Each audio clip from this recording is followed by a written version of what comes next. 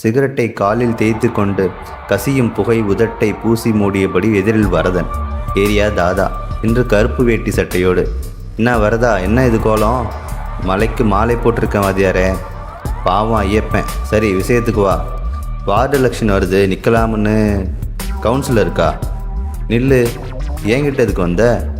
நம்ம சிலம்பாட்ட கொட்டாய்க்கு வர்ற பசங்க கிட்ட அப்பால ஏரியாவில்னு நீங்கள் எனக்கு சொல்லி ஓட்டு போட சொல்லணும். உனக்கா? முதல்ல மாலையை கழட்டு. ஐயப்ப சாமி விரதம் ஒன்றும் நீயும் நானும் இருக்க முடிஞ்ச விரதம் இல்லை, அது தபசு. நம்ம வசதிக்கு அதை வளைக்கக்கூடாது. இது இடைத்தேர்தல்.